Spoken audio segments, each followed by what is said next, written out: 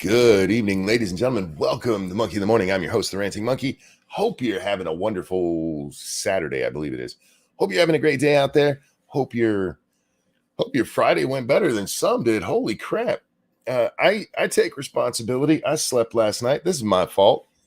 My apologies to the Pope and Barbara Walters. Oh my goodness. It's a good thing I woke up. We would have started losing more people. Lots to talk about in a short period of time today because I have things I want to do. First of all, I do want to apologize for not streaming last night, guys. I did plan to stream at about 10. And about 8:30, my body went, lay down now. I thought, I should probably go lay down. And so I did. And I slept until about 2 o'clock is when I first woke up. And I was like, no. And so I just rolled over and went back to sleep and woke up various times until 5:30 was like, all right, fuck it, I'm getting out of bed. And so here we are. I do apologize though, because I really, really did mean to have a show last night. I outslept my medicine. I hate when I do that shit. And I'm a little beat up because I was playing with the puppy yesterday. I was petting him, and he kept standing on me. Do you guys have big dogs that don't realize how big they are, and they'll put their paws on you, and it hurts like somebody just punched you with knives? Oh my God, he's so adorable. I love him so much. I'm not a dog person, but I love this dog. And he loves me back. And he is hardcore when he gives you love. Love hurts with him. I have a scratch across my belly where he put his paw on me and just kind of slid it accidentally. Like, oh no. Oh, he's such a sweetie though. He's so sweet. I do need to apologize to my daughter though, because they come up from time to time and bring him with him. And if you go in the kitchen, he's always right there. And I'm like, leave him alone. He just wants to be around people. And she goes, no, he's a beggar. I'm like, no, he's not. Come on. Well, now that he's hung out with us for a couple of weeks, yeah, this dog is just a beggar. He's the cutest little thing. If you go anywhere near the kitchen, he is there just in case you want to give him some kind of treat. Don't tell my daughter, but we did give him lots of treats. He might be a little spoiled.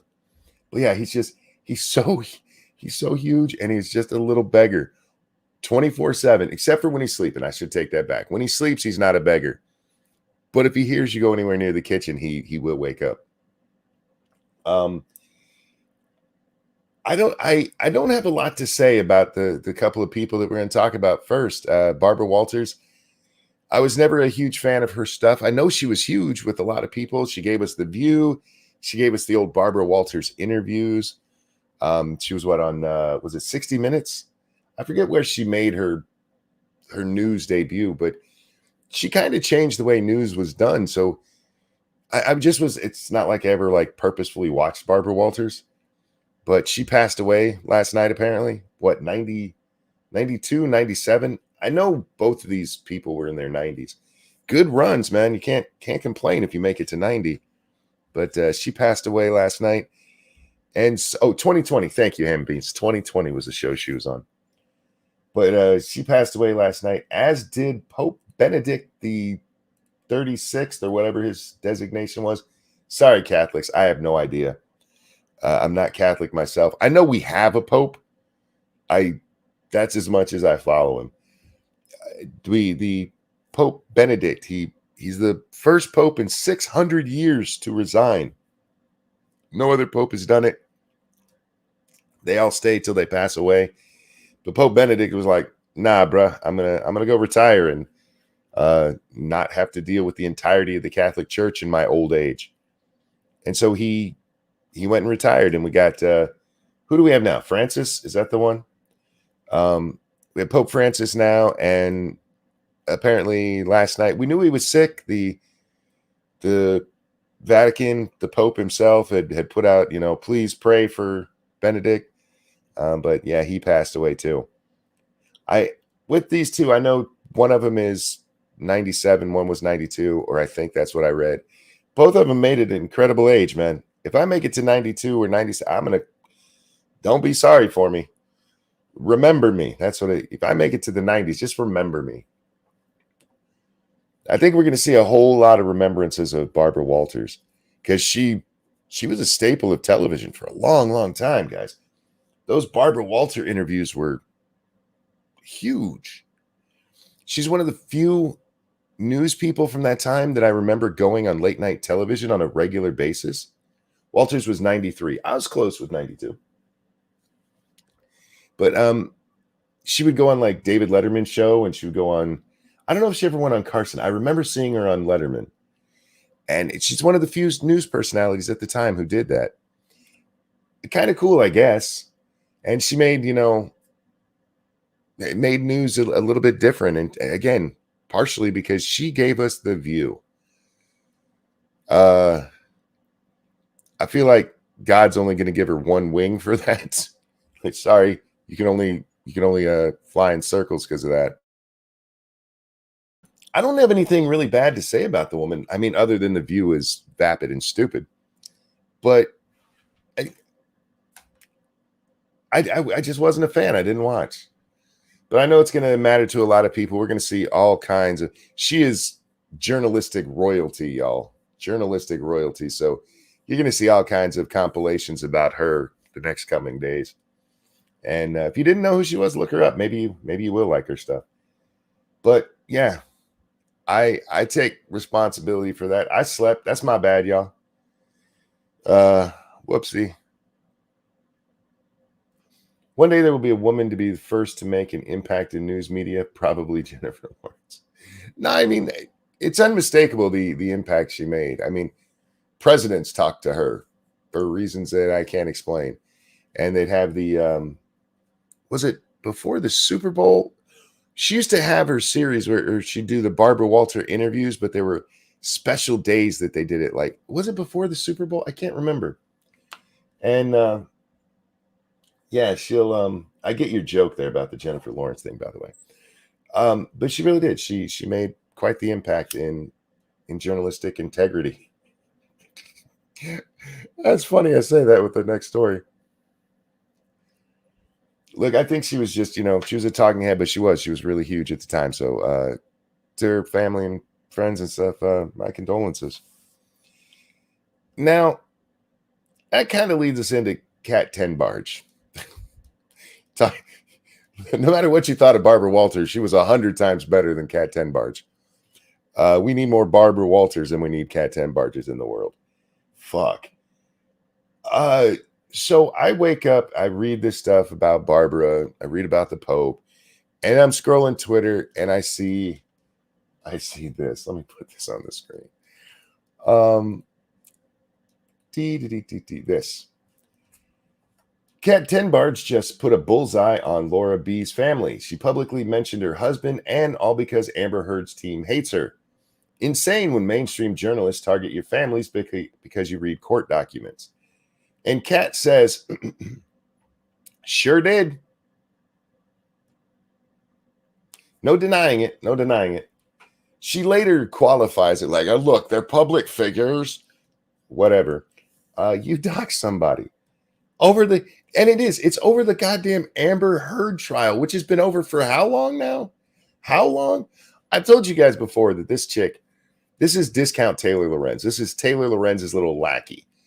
Kat works for NBC News, and she desperately wants to be Taylor Lorenz. Why? Because not everybody has life goals, I guess. And this woman is like, yes, I absolutely dox people.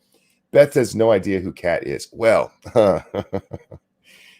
discount Taylor Lorenz really is the best way to put it. She's a horrible person who has always had her biases, clearly. I've even seen her write some good stuff, but this goes back before the Amber Heard trial. Hashtag not all, few and far between. But once the Johnny Depp Amber Heard trial happened, it broke Kat. This woman lost her goddamn mind over it.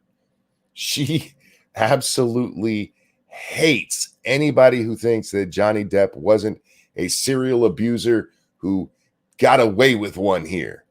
And she really hates that anybody has made any money talking about the case. It's okay for her to do it, by the way. She's allowed to make her money talking about the Amber Heard case, but nobody else.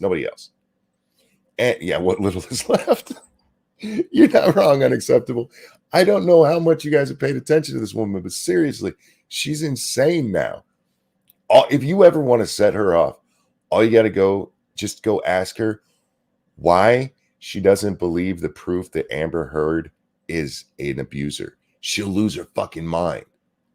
I'm blocked on, oh, sorry, my cousin is blocked. I'm not blocked. That's why we actually have to be looking at my cousin's account here in a minute. But I'm blocked on, Taylor Lorenz blocks me, Kat blocks my cousin. And in both cases, it's just because I pointed out where they've been wrong. And that's all it is. I pointed out to her that Amber Heard is an admitted. If you look at the trial, you look at anything Johnny Depp, Amber Heard related, the only one who's admitted to violence is Amber.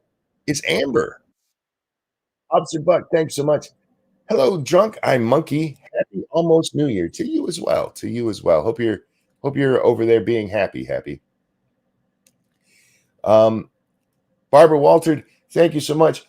Where did that wascally wabbit go? I'm chasing him to. I never noticed Barbara Walters. People said she had that Elmery Fudd kind of thing going on, the wascally wabbit. I never really heard it, but I it was the joke. So anyway, thank you for the donations, guys. Kat Tenbarge has lost her goddamn mind, and now, as you might imagine, she's really interested in the Andrew Tate stuff. I want to reiterate, I don't know. I don't know what happened with Tate.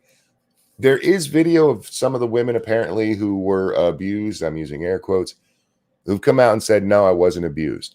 And Kat's like, she's only doing that because she was forced to. She was manipulated into saying that.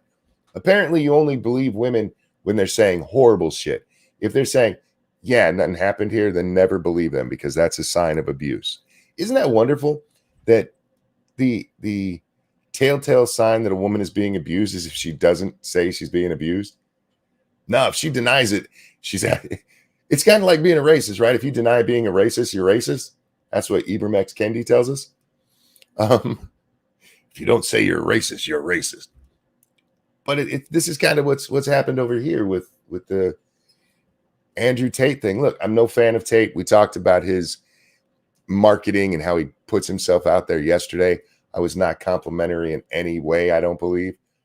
But there's a difference from him being a douchebag and him being a rapist or a human trafficker. And I just want to talk about this. This is Kat Tenbarge. She says, by the way, he's already admitted to what he's accused of. And she posts this. Now, I want to be clear here. I'm not supporting what is said here. I'm not supporting this in any means. But let's look at what he supposedly admitted to. I've been running a webcam studio for nearly a decade, Tate wrote on the site. I've had over 75 girls work for me, and my business model is different than 99% of webcam studio owners. Over 50% of my employees were actual girlfriends at the time, and of all of my girlfriends, none were in the adult entertainment industry before they met me. Okay, so there's nothing really admitted there. So let's go on to the next paragraph. Here's where it gets salacious, you guys. Literally, that was my job, he continued. My job was to meet girls, go on a few dates, sleep with her, test if she was quality, get her to fall in love with me where she'd do anything I say, and then get her on webcam so we could become richer. Whether you agree or disagree with whether you agree or disagree with what I did with their loyalty, submission, and love for me doesn't matter. You cannot reject my results, and the results are simple. My girlfriends would do more for me than 99.9% of men's wives would do for them. All right. Douchey. Basically, he's describing being a pimp, without the backhand, I guess. But what he just described here isn't illegal. It's fucked up. It's not a nice thing to do to manipulate people's feelings. Let's get Jack in here. If you can wake him up, good luck. I sent him the link. But he's not describing anything illegal. He's describing being an asshole. He's describing using women. And I'm sorry, That's not the same as kidnapping and raping them. It's not. It's not the same as forced servitude. But he manipulated her with her feelings. Bitch should have grown up. I know we're not supposed to say things like that. We're not supposed to go out there and be like, hey, women should have some responsibility for how they behave in life. No, no, no, no. Some man made them do it. I mean, this goes all the way back to what's that chick's name? Patty Hearst. Do you guys know the Patty Hearst case? This chick who was part of a gang, and she gets caught because she's a wealthy heiress, and she's like, no, they forced me, and I was brainwashed because no woman would ever do this kind of stuff if it wasn't for the dirty bastards in their lives making them do it. This is literally, look, these women were dumb enough to do anything I say. None of them would tell me no. We read that yesterday, right? Learn to say no. That goes for women too. But hey, she didn't say no, so I'd put her on there and use her emotions. Grow up. Sorry. If you're being manipulated like this, you agreed to it all. You still agreed to it all. You are diminishing what it means to be kidnapped. You are diminishing what it means to be forced into labor. Basically slavery. No. He said he loved her and that he would love her more if she showed her boobies to the world and made them both money. He was evil. He knew that she would do anything for his love. All right? Let's be honest. Who's at fault there? Who's at fault? I'm sorry, it's the women. If you're a grown-ass woman, and you fall for this kind of bullshit, it's on you. And it is not in any way a sign of illegal activity. Now, I will say this. I don't know Romanian law, so maybe over there this would be illegal. But it shouldn't be.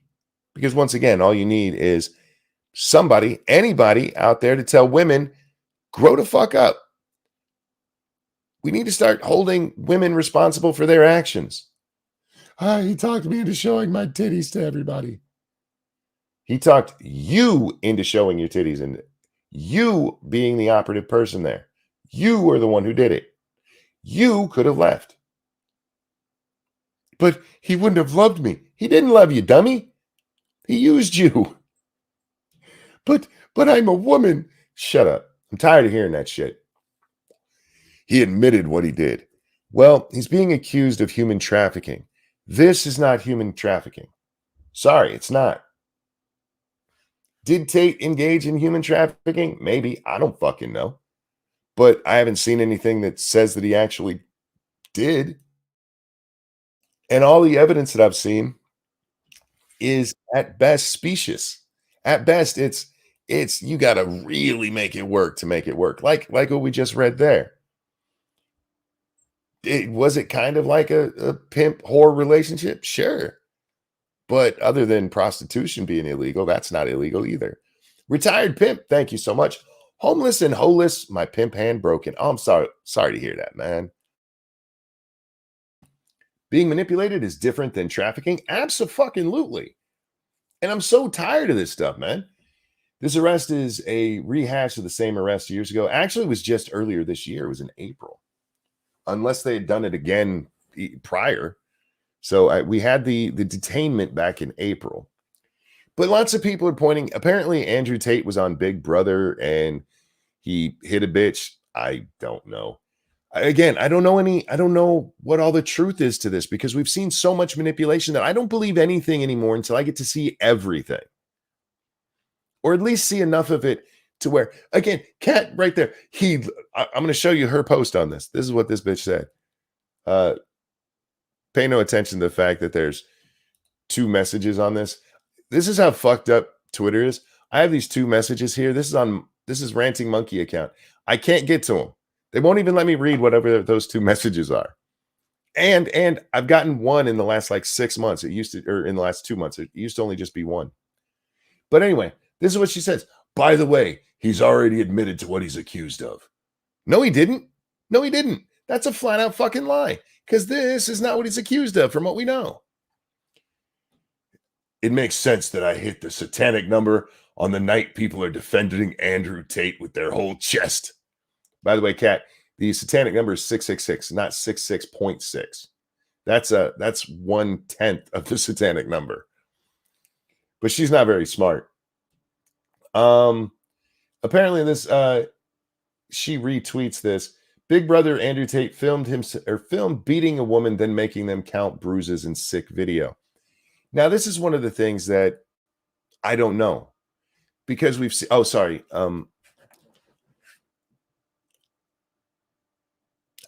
I don't. How do I say it?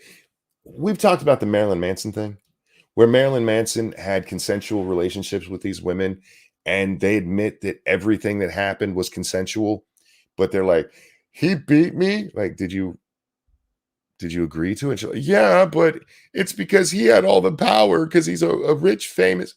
Did you agree to it? That's what matters. But, oh, it was really rough sex and he smacked her around, like, and she agreed to all of it, right? BDSM is a thing that people mutually agree to. But now she wants to be rich and famous, so fuck that guy. And again, I don't know if any of the allegations against Marilyn Manson are true, but everything we've seen about it is women saying, yes, I agreed to this, but you see, I didn't have the power to agree because he was a star. Did he have a gun? Was he holding you there against your will? You did it because you wanted his approval. You don't get to then be like, well, yeah, it was fucked up. Yeah, you agreed to it, dummy. Learn.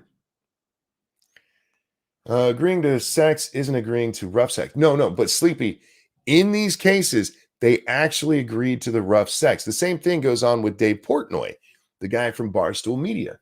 If you look at the allegations against him, it's all these women going, yeah, I agreed to do it, but he has so much clout on social media, I couldn't say no. Yes, you could. You could be a grown-ass adult and go, yeah, I'm not into that. Hi, Nuts. How you doing, sweetie? These are people who have agreed to do shit and then get mad when they don't become stars or they get tossed away like the hole that they were used for. I'm sorry, lady, that might sound harsh, but that's what they were using you for. And you thought you were the special one? You thought there wasn't a whole host of other women willing to do the same stupid shit that you did for his attention? You thought you mattered that much? And it's amazing. None of them ever come out while they're still in, I'm using air quotes here, relationships with these guys. None of them ever come out during that and go, it was so horrible. Yesterday I agreed to let him put a stuffed elephant in my butt and it really hurt. None of them do that. They wait until after they're tossed aside because that's when it matters. So they, oh my God, I can't believe I did that. You did it. Have some fucking responsibility for yourself. You're a grown-ass adult. I'm so tired of grown-ass adults not taking responsibility for what they themselves do. God damn.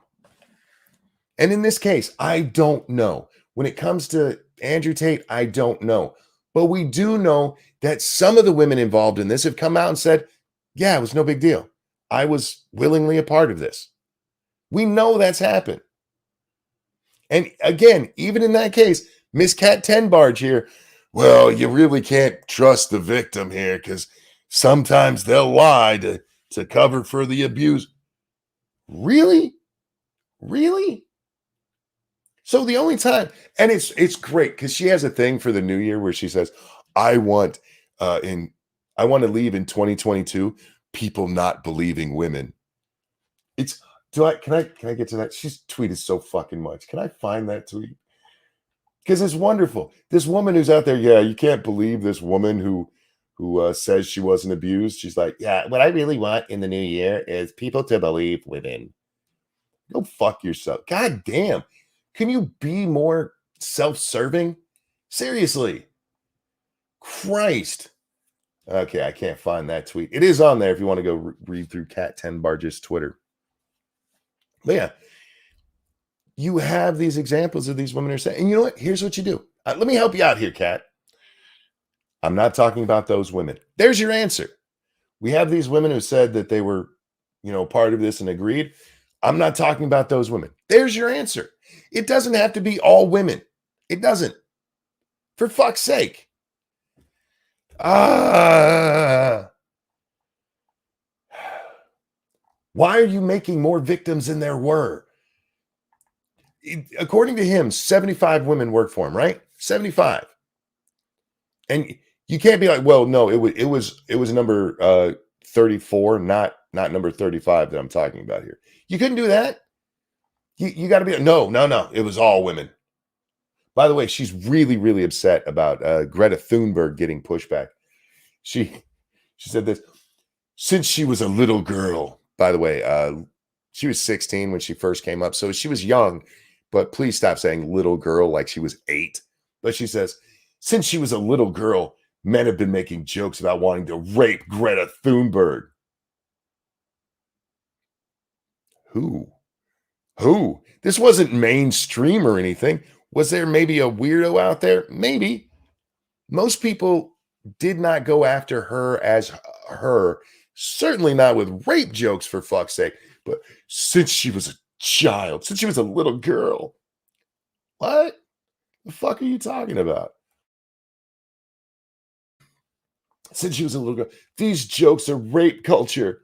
Men use sexual violence as a threat and a punchline when women and girls do things they don't like. Who hurt you, Kat? Seriously, I mean that sincerely. Because there's a theory out there about why some women become lesbians. Kat, I'm sorry, are born lesbians. And there does seem to be a thread that goes through. And if you read this, you read Kat enough, you get the feeling she might have been touched inappropriately as a child. And that's some shit you work out with your therapist and law enforcement, not with your Twitter following as you degrade men who didn't do anything wrong. The truth of the matter is Amber Heard was a shitty person who was abusive. If you are in any way concerned about domestic abuse, Amber Heard should not be your fucking poster child unless it's this is an abuser. We know that she did it. We know it because she fucking said it. She used the language of the abuser.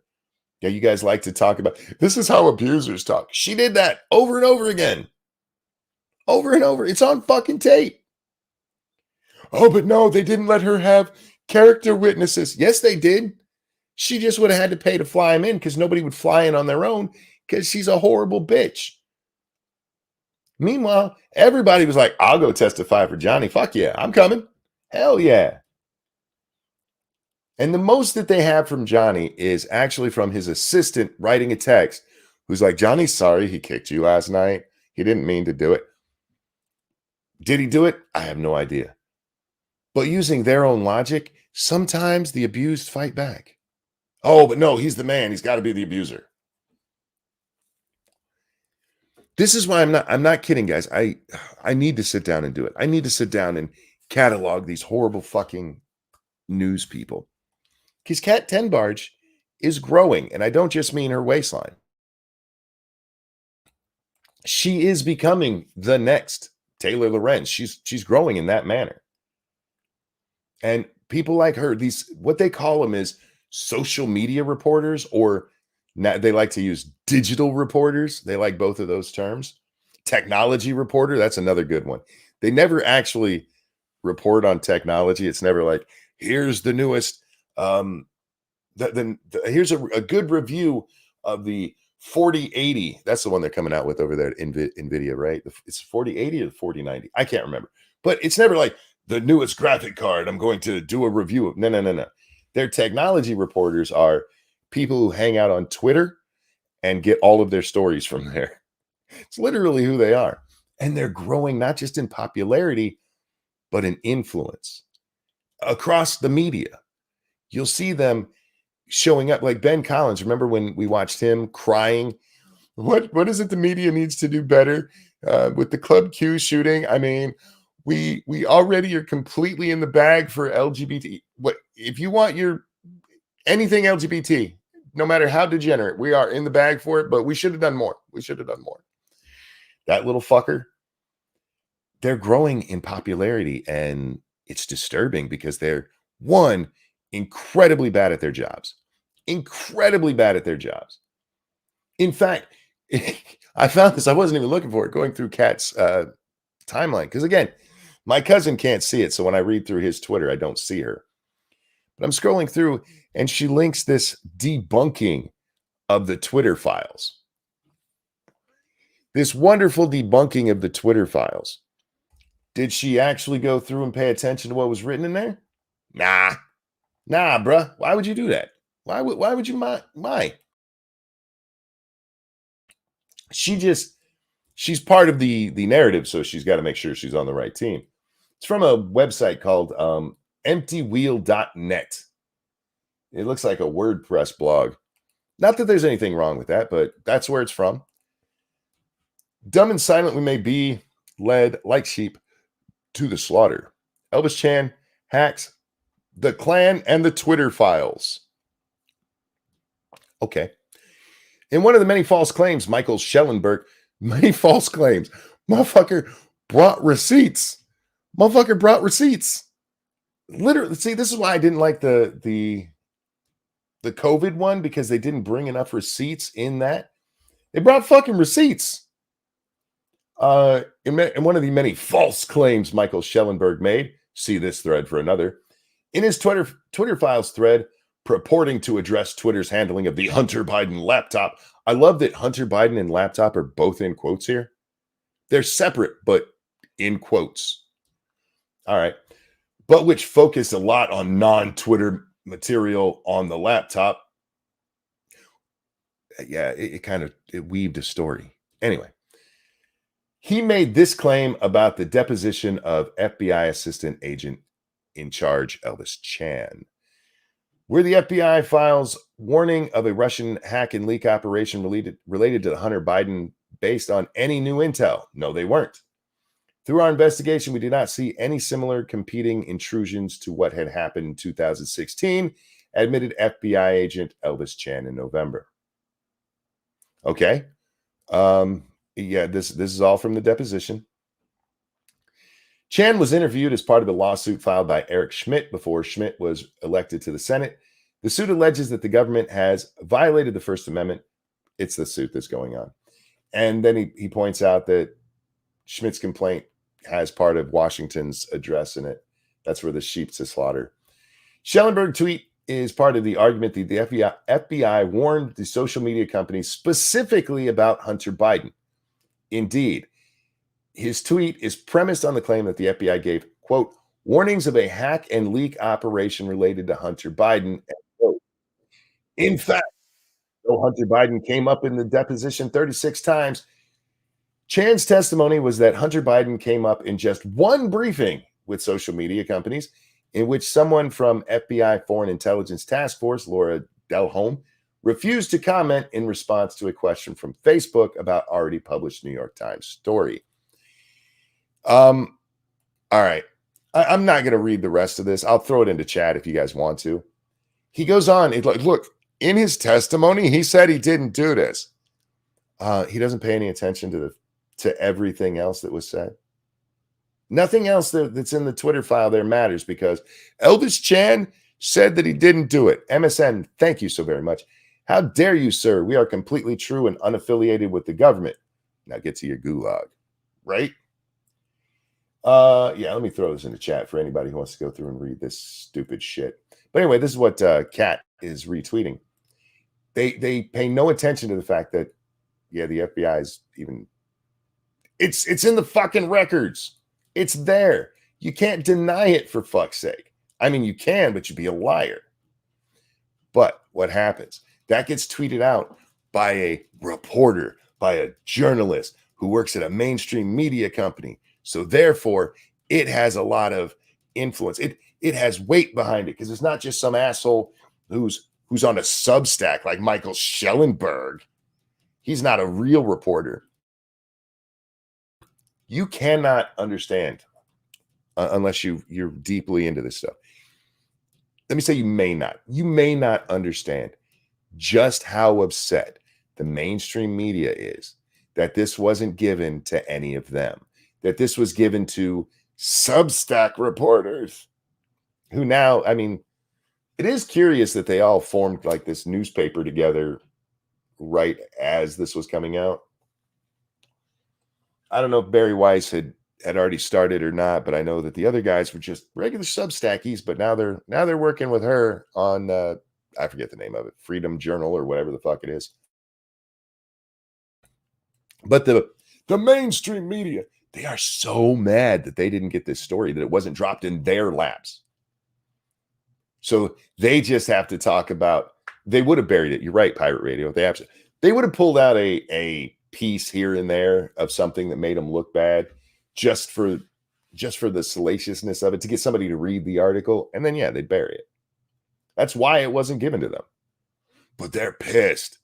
You don't give that kind of information. Why do you think that nobody out there in the mainstream media is protecting Julian Assange? He's a reporter. He reported a major story. It's not just because it made like the DNC look bad. It's not just that. We're the ones who break those stories. How dare you and so they're leaving him to dry. All of them wringing their hands about Khashoggi. Oh my God, this guy I never heard of before got killed the same way that these assholes do to people all the time, but suddenly it's a reporter, so it matters. Khashoggi, did you talk to the Crown Prince about Khashoggi? Did you do anything about Khashoggi? What about Khashoggi? What about Julian Assange? The motherfucker's still alive. He's been in hiding for years for doing what you do every goddamn day, and you can't spare a fucking word for him? These are dirty fucking people, man. My hatred for the press is growing by the day. It really is. Because every time I see these motherfuckers talk, it just pisses me off more and more. They are so goddamn dirty.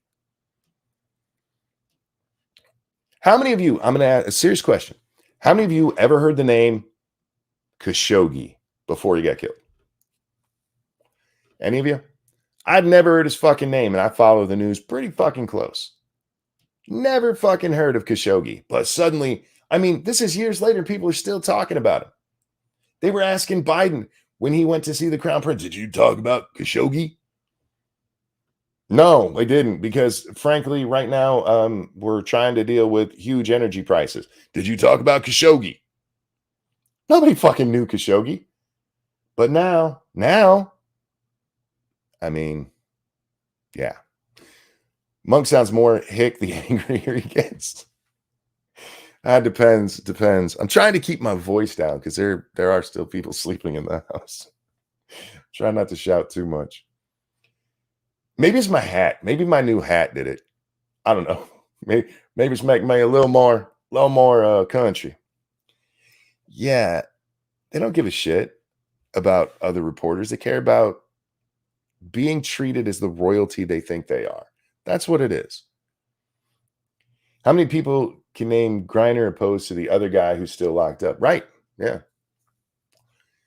I know I've heard the guy's name and I've said it many times, but I forget it. Griner's an easier one to remember just because she was blasted everywhere. So, yeah, you're right. And the other guy probably was a spy for us. He was actually doing our government's work. And they're like, yeah, we don't know who that guy is. Fuck that guy. Nobody's talking about him anymore. Paul Wehan, right? Is I say it, Wilhan? Wilhan. Well, is that an L or an I? Anyway, I mean, it just went off. Give me just a second here. Let me reload this here. Da-da. Thank you, Dark Resurrect, coming through the feminist $12. They won't spare a word for Julian Assange because they can't control him. Well, he's alt media, you see. He's alt media. What they were doing over there, WikiLeaks. No, that's not real media, man. Because it wasn't given to the mainstream. That's what pissed him off. They have all kinds of kind words for Chelsea Handler. They love Chelsea Handler. Why? Well, Chelsea went to the media. You don't see them doing that with Assange. You don't see him doing that with Snowden. Snowden's not a hero to these people. Chelsea is. Maybe Snowden needs to put on a dress and then they'll like him better. I'm just saying. But Julian Assange, the Chelsea Manning, thank you. I said Handler, didn't I? Chelsea Manning. Brad Manning. Isn't that his real name? Bradley Manning. Do I have that correct? But anyway, yeah, Chelsea Manning. They fucking love Chelsea Manning. You know why? Because Chelsea Manning goes on their TV shows. I hate these people. They're so dirty. They really are. And then you look at something like this in what started this conversation today. Cat Tenbarge just doxed somebody's family. Yep. By the way, they go on and on about how horrible it is in doxing people.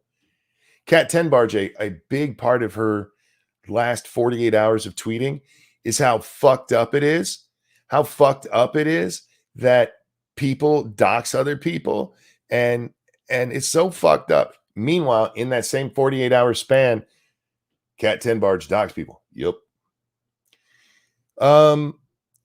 Manning went to WikiLeaks, but Bush was in office, so it was okay. True. And again, it depends.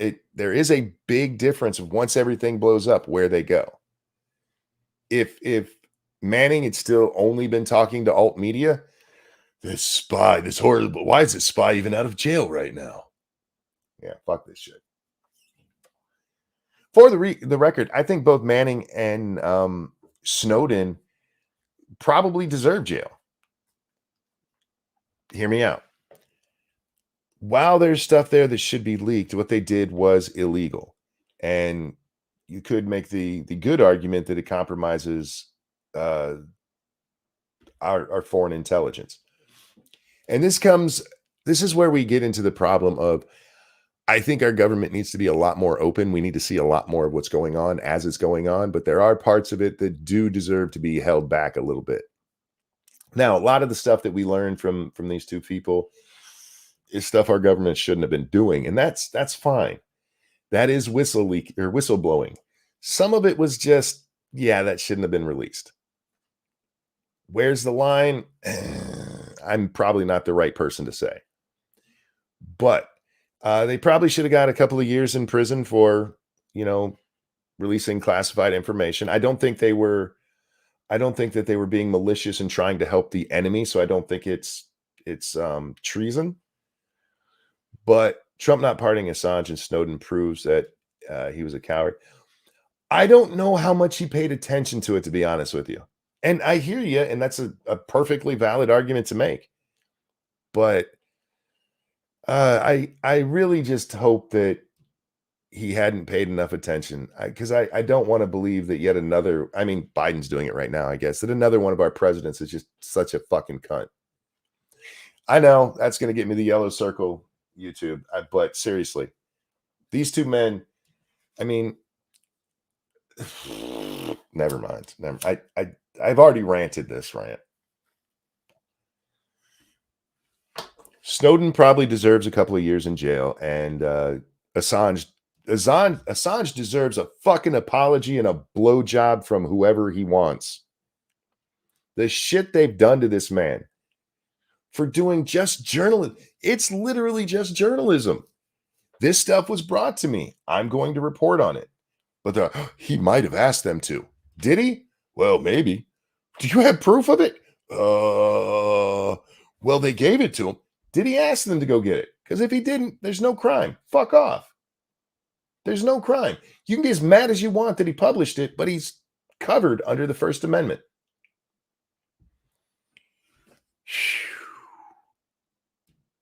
Yeah, shit's going on there. You don't see Cat Tenbarge standing up for him.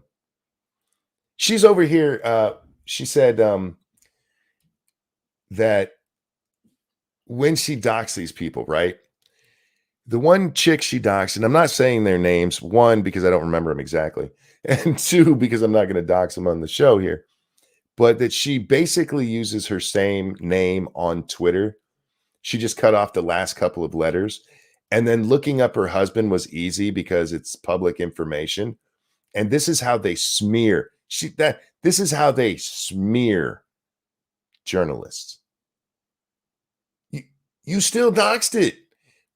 Just because it's publicly available information doesn't mean it's public information. Those are two fucking different things. God damn. This is how they smear journalists. Where is your fucking long ass article about how fucked up this stuff going on with Assange? Nowhere. Because you're worried that people are pointing out that you're a twat for doxing. That's, to you, that is journalism, doxing people. Because your little cunt hero, Taylor Lorenz, does it all the time. And look how great that is. Look what a wonderful, awesome journalist she is. And then have the nerve to whine when people are mean to you. Fuck off. I did not mean to get this ranty this morning. I really didn't. But it's angering. It's frustrating to see this over and over and over again. And these are the people that get brought on TV to give their opinion about whatever's going on in the world. And it spreads to all of the, I know a lot of you are like, hey, it's just Twitter. I was talking on P-Dog's show yesterday. His daughter even said, there's no, it's just Twitter. Most of the world's not like that. I know that that's what people say, but pardon me, bullshit. Because this stuff goes out there. Cat Tenbarge will go on to NBC and be like, you don't understand how mean people are to Amber Heard. And that's what the majority of people get to hear because it's on the major news stations. Twitter is just a microcosm of what's on the major news stations. In fact, it's where the major news stations get a lot of their fucking information to begin with. They just go onto Twitter and go, what's trending today? What can I be pissed at today? And they're the ones who go out there and set the narrative. And you can look at things like, oh, CNN's declining viewership and MSNBC's declining viewership. Okay, fine. But they still have hundreds of thousands of people who view them constantly, who are getting all of their information from them. They're still in control, and they're still a bunch of lying pricks. Twitter has a lot more influence than you think. It's why the reporters got so mad when Elon took over. Because they had a lot of influence here. And it's something that hasn't really been talked about much in the Twitter files. And I wonder if Elon will even do that, you could easily do it with Twitter files, just cross-reference the names of different journalists and see how much they were reaching out to people at Twitter. What kind of hand they had in helping shape all this stuff. Because society is following the press right now. It's not the press out there, telling the stories. They make up a narrative, and that becomes what we argue about in society. Fucking Cat Cat Tenbarge. I didn't even talk about this part. She says on her Twitter, I thought Twitter was getting rid of sexual harm online, something like that. I thought that was what sexual exploitation is, what they were trying to get rid of. I guess not, because Andrew Tate had been allowed on. I guess not. All right. One, they were specific to child sexual exploitation because it had been fucking ignored, like you're doing right there. Trying to take these women who probably agreed to do what they did and comparing it to kids getting raped, like she did with the Greta Thunberg as a small child. 16, small child. Look, it's still disgusting if anybody was, even as an adult, if there's people out there actually talking about raping Greta Thunberg, it's fucking horrible and you're a shitbag. You might actually belong in jail for doing such. Advocating rape is a crime. Just throwing that out there. Now, there's a difference between that and joking, and you know it, so stop. But trying to equate getting rid of child sexual abuse on Twitter with, oh my God, you let Andrew Tate back on and he manipulated women into showing their boobies online. Those are so wildly different. You should never stop feeling bad about yourself for doing that, ever. On your deathbed, you should go, I can't believe I was so fucking stupid that I did that.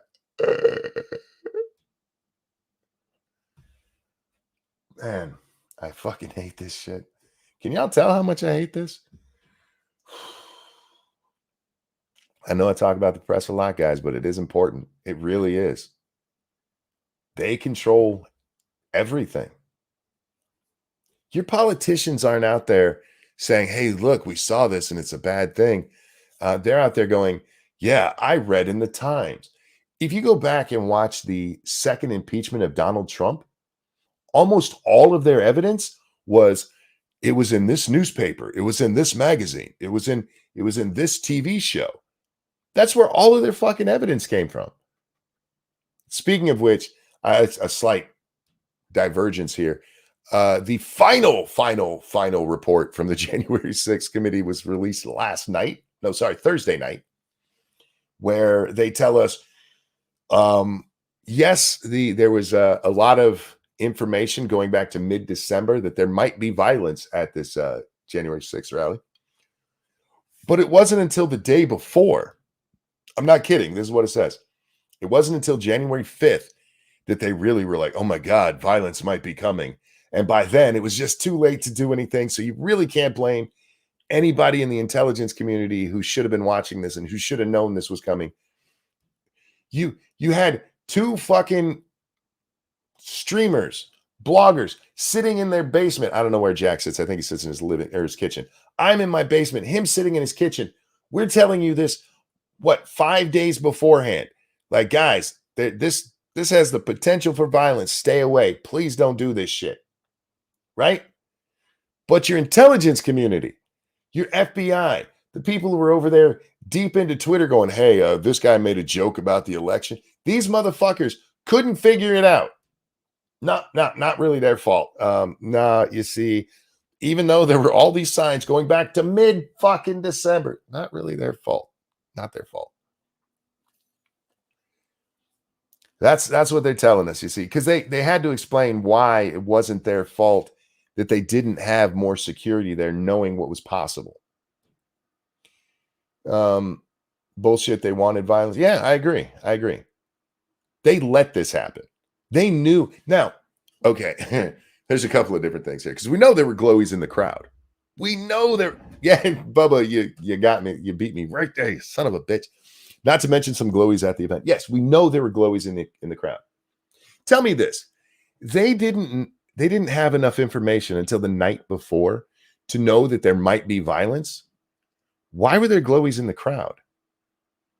You telling me you got what?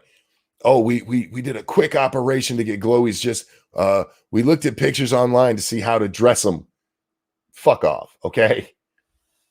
You guys knew what was happening and you let it happen. Now, that's not to say that they absolutely knew the violence was going to happen because despite what you might hear on social media, when the right wing gets together for their little groups and stuff, say the anti-masking thing here in Lansing, Michigan, there's not violence. The violence comes when the left all gets together. That would have been a better way to explain this. Like, look, we're not used to the right actually causing a whole bunch of violence. So we didn't think it would happen. We thought it was just a bunch of talk over here and there. That would have been a better way to go. It'd have been a more believable way to go.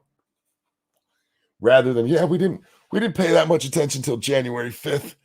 Fuck off. Goddamn idiots. Do I have that article? It was a series of NBC articles. Oh man, wow, I've been a lot on the Twitter today. Yes, here we go. Okay, so it comes from this link. Let me throw this in the chat. It's the final, the highlights from the January 6th final committee report.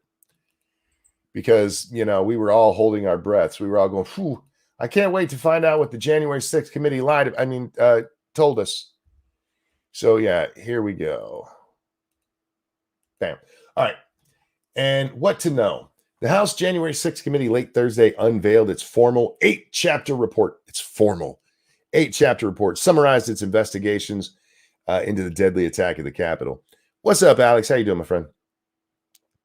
The report makes clear that the committee's belief that one man, former President Donald Trump, was responsible for what happened on January 6th. All right. I'm sorry. I don't care what else you think about this. If you do not believe that, or if you believe that Donald Trump was the sole reason for that, you're a fucking retard. I'm sorry. There's no getting around you. And I know Raskin and what's his name?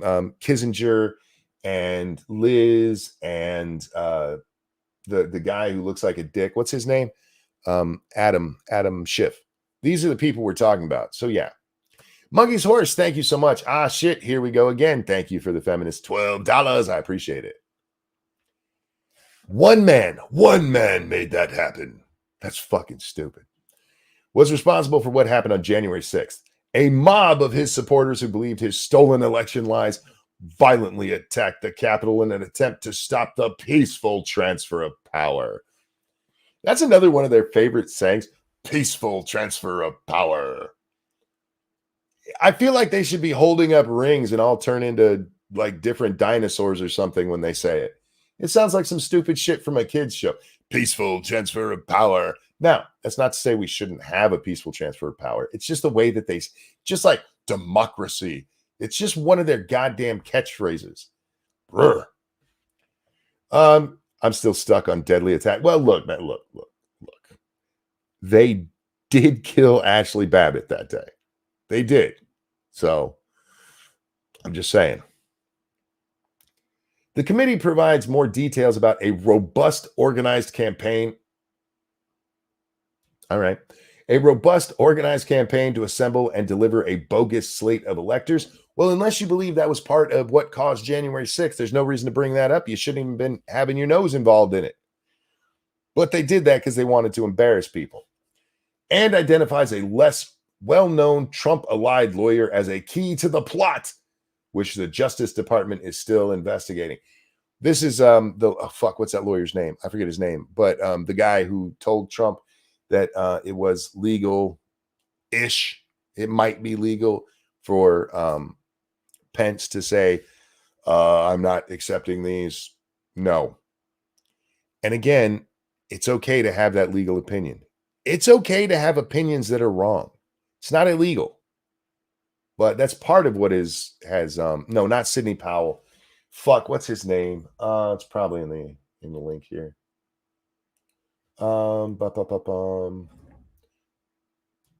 John Eastman, that's it. John Eastman. Sidney Powell, she was out front, pushing stuff. This is one of Trump's inner circle. The intel community escaped major criticism by January 6th committee for missing foreseeable Capitol violence. This is the story I was just telling you guys about. Man, my mouse is scrolling slow. January 6th committee report appendix on the intelligence and law enforcement failures ahead of January 6th attack highlights new information about missed warning signs, but stops short of reaching any definitive conclusion or detailed recommendation about what experts have called the worst intelligence failure since September 11th. Thank you, Ebony Williams. If Trump is expected to take responsibility for January 6th, then Patrisse Cullors and other BLM leaders need to take responsibility for the Summer of Love. Happy New Year, Monk. Happy New Year, sweetheart. No, see, you're missing the point here. No. Because the Summer of Love, nothing bad happened there. Didn't you know? It was mostly peaceful. And there were a few bad actors, just a few bad actors. That's all. Thank you. I don't mean to be facetious here, but you're right. Absolutely. And I would go further and not just say Patrisse Cullors. I would say people like the Vice President of the United States. She was out there encouraging this shit. AOC, Maxine Waters, all of these people on camera who supported this shit. All of them should be held responsible for it. But no, because reasons. Only minimal murders during the Summer of Love. I know, man. I'm so tired of the hypocrisy of this world. It would be one thing if the press had gone after, the Summer of Love the same way, like, this is horrible, it needs to stop, but it's not. They were literally out there saying, rioting is the voice of the unheard. It's a necessary thing to occasionally stand up against the horrible violence of one guy dying in Minnesota. One guy. I remember, and I've talked about it many times because it just blew my fucking mind. We're watching the riots, and we're watching one of the nights where it's Seattle. Portland hasn't quite blown up yet. It's getting there, but at the time, Seattle was the hotbed. And this young black guy, they're standing in the street, and this one young black guy, he's the leader of the cause there. And there's a police line, and I don't know, maybe 40 yards separating him. And the young black man gets up there and goes, "Are you going to kneel on my neck for 8 minutes?" Chauvin wasn't one of the cops he's talking to. He's in a city hundreds, maybe 1,000 miles away from where it actually happened. "Are you going to sit on my neck? Are you being arrested right now for passing a fake bill? Then you probably have nothing to worry about, you dumb fuck." But that's how it was all seen. "Oh, because of George Floyd, it's so bad everywhere. And we got to destroy everything and tear down cops." And it was funny that so many of these people, like, this stuff has to change. We need to defund police. And now they're saying, look, you can't blame any of the rise in crime on actual police defunding, because that never happened. The fuck it didn't. Just because it only happened for a little while and then they went, "Ah, shit, this is a bad idea," doesn't mean it never happened. It absolutely happened in many places. Now, did they completely defund? I think that I don't know if there was any that completely defunded, but even several of them where they're like, no, they brought back funding. A lot of the funding that was brought back was for their nonsense, like sending counselors to go talk to a domestic dispute so counselors can get shot instead of cops. Like, no, we need somebody who can de-escalate the situation. How you de-escalate the situation when as soon as you knock on the door, somebody shoots through it? What do you do? Just not knock on the door? You just stand on the porch and yell. That way, it was the knock. It triggered the trigger man. And if you hadn't knocked, then you wouldn't have got shot, right? Is that what it is? There was a cop just the other day, I forget where he was at, who got shot on a domestic. He went in to help, got shot and killed. And these fucking retards want to send counselors in. Now, for various different reasons, I'm not necessarily opposed to using counselors in this way. Is that wrong? Should I not make that joke? I mean, we do have an excess of these idiots, but this is not a good idea. Ranting Monkey that streams 2 American politics for a fat Brit Bong. No, you can come hang out, man. Hang on. Let me get you the invite, my friend. I fucking love you, dude. It's been way too long since we talked. And it's not just American politics, my friend. What we're talking, it's because I know this happens over there too. It's just I'm not as up on your stories on this. I know it happens in Canada. We just have the press who push such a bullshit narrative that finding the truth is impossible. And people who think they're like, oh no, social media has no real influence. They're not paying attention because so much of it comes directly from there. Get rid of police and let armed citizens police themselves. I mean, I understand what you're saying there, but these days that's probably a bad idea. Until we, start bringing back not being a fucking degenerate. Anyhow, I wanted to get to one part of the story. Alex, how you doing, man? Fat Bread Bong reporting for duty, sir. How was your Christmas, my friend? My Christmas was very nice, mate. Thank you for asking. How was yours? Mine's not done. I'm going down to my daughter's house to finish it up today, but so far it's been pretty good. Oh, good. Oh, preemptive Happy New Year to you and your family and everyone watching the stream right now. To you as well, my friend. Oh, thank you. All right, I want to get this real quick, and then we'll just shoot the shit for a little bit. Okay. I dropped you guys the link to where you can find this link, but I'll drop this link as well so you can read the whole story. This is the story about why it's not really the intelligence agency's faults, including the Capitol Police, because they couldn't know, and until the day before, they really weren't sure that there was a possibility for violence. Failing to prepare is preparing to fail, sir. The appendix, however, suggests that nobody could have predicted Trump's inflaming the crowd. Quote, while the danger to the Capitol posed by an armed and angry crowd was foreseeable, the fact that the President of the United States would be a catalyst to their fury and facilitate the attack was unprecedented in American history. I don't really understand how Donald Trump facilitated an attack. He didn't. He didn't fire them up. Look, even if you want to take his speech fired him up. All right. That's wrong. But let's say, for argument's sake, that bullshit is true. He didn't facilitate it in any way. He went home.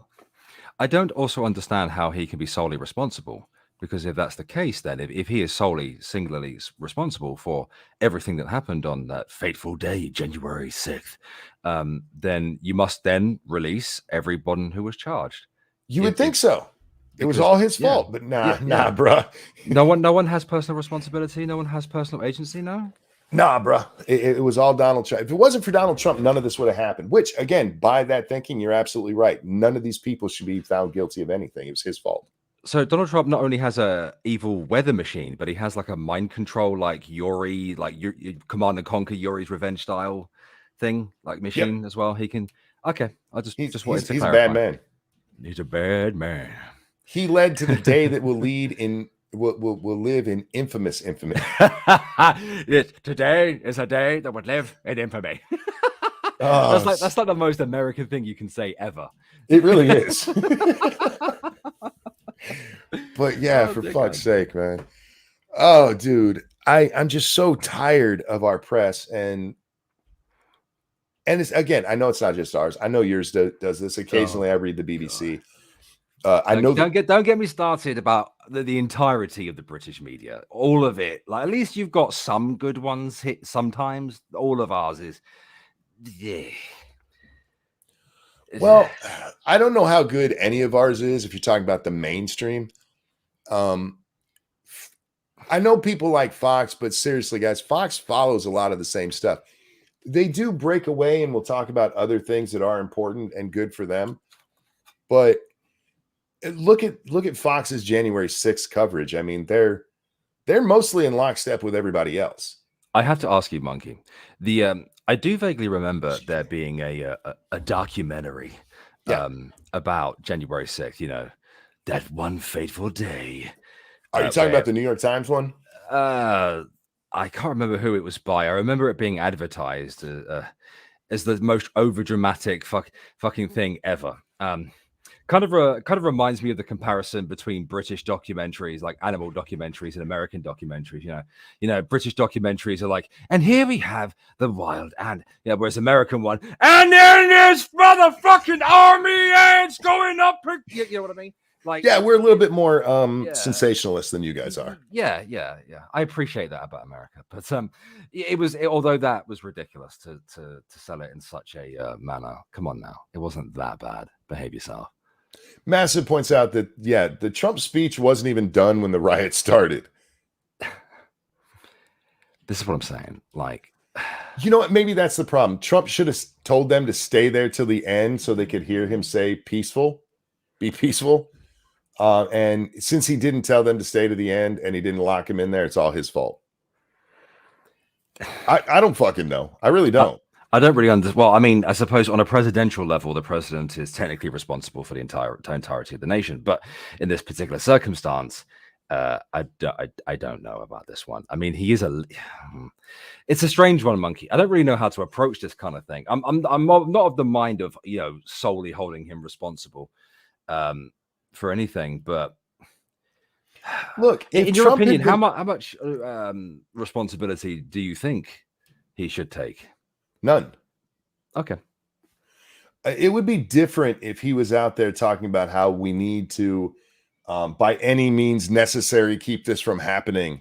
We need to have if necessary, a violent revolution.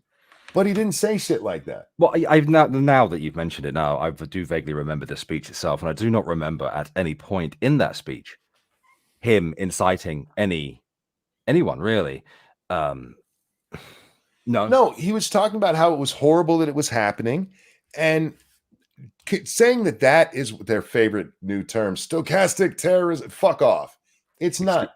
That's not incitement. Saying that a bad thing happened is not incitement, because we are a civilized society. You should be able to say a bad thing happened and not expect that somebody's going to go shoot somebody over it. We often, far often too much, especially in these last few years, been trying to hold public figures, politicians and so on, responsible for their words, which is fine, but Well, but trying to hold them for incitement, because far more often than not, we see things on a much smaller scale with celebrities and serial killers and that type of thing.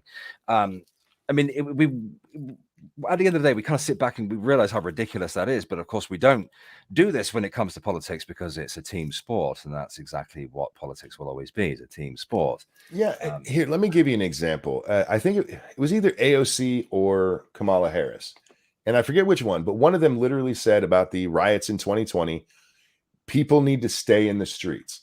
That's incitement. That's literally telling them to keep doing what they're doing. Yeah. But yeah, the whole thing, look, this whole thing was set up from the beginning. And somebody mentioned it in chat before. Dangerous said, Liz Cheney said, we're not looking to blame anyone but Trump. True. I mean, that was the whole point at the beginning. Bubba says he thinks that was I was almost positive it was Harris, because AOC, she said something equally stupid. But yeah, I know it was one of those two.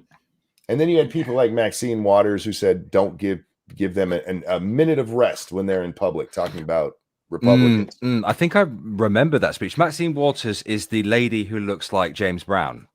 Yes, she looks like James Brown sat in the sun too long.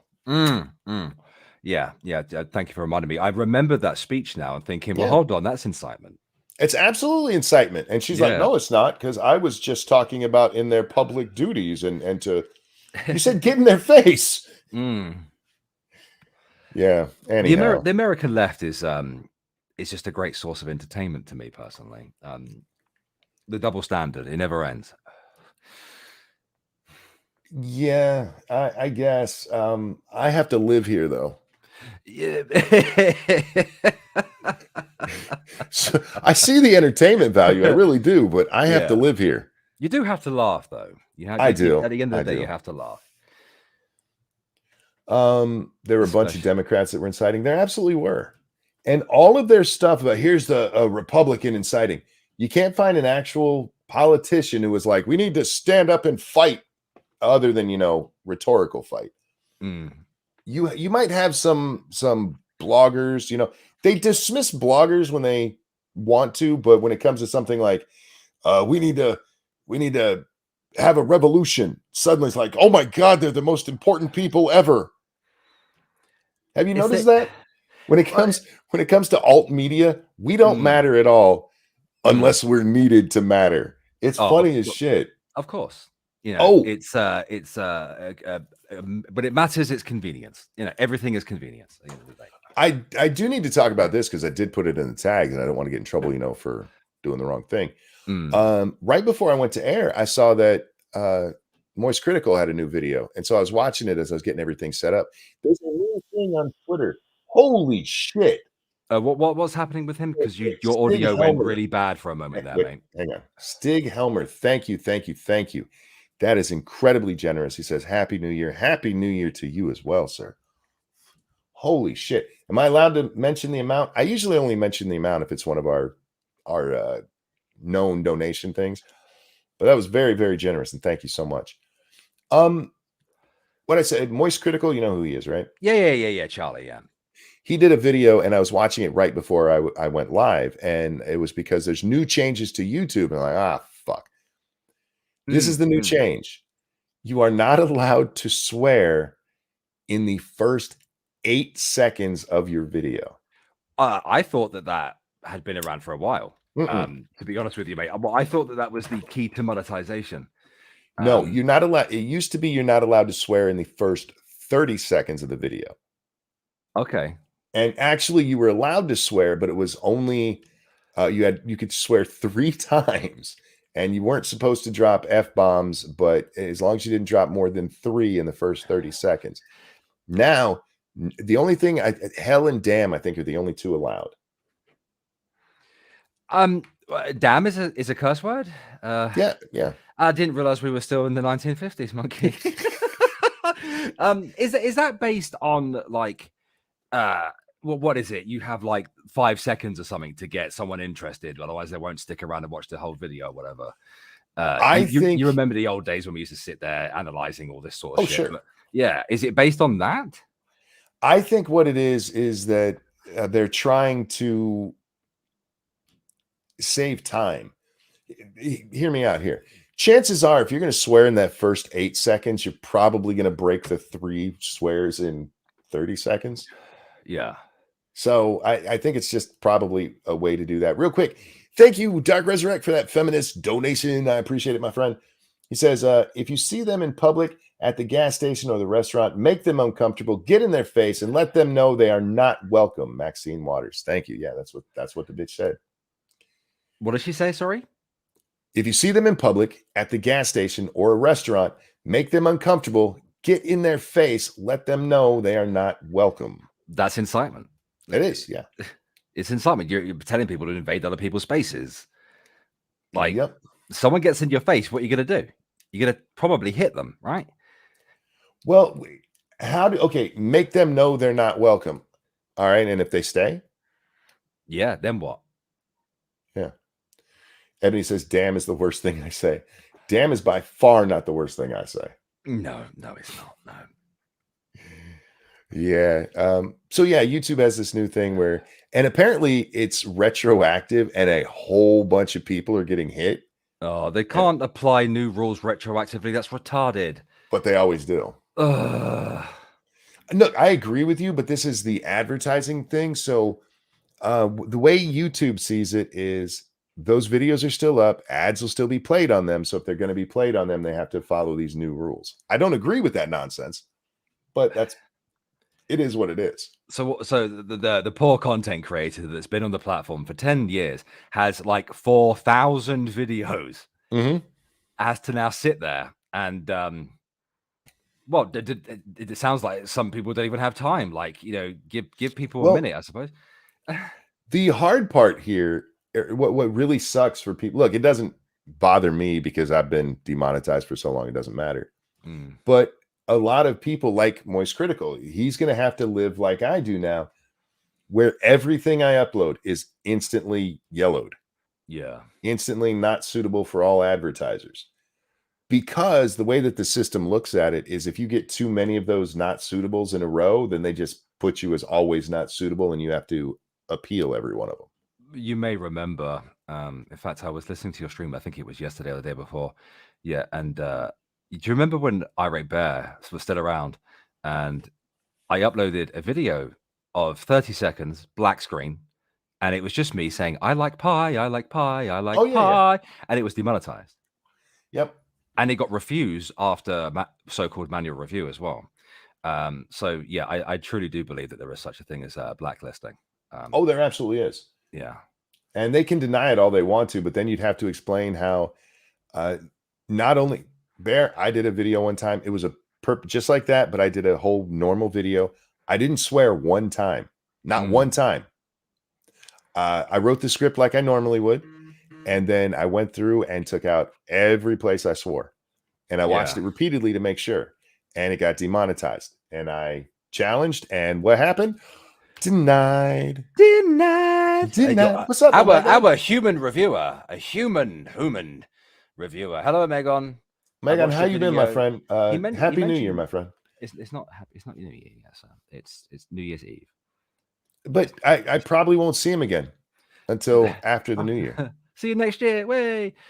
Speaking of which, real quick, for those of you who like watching video games and stuff, I don't know if Megan, are you still playing? I never see you over there anymore, but Go find his channel and watch his trucking videos. Those are so calming. I played American Truck Simulator once, and I fell asleep at the wheel.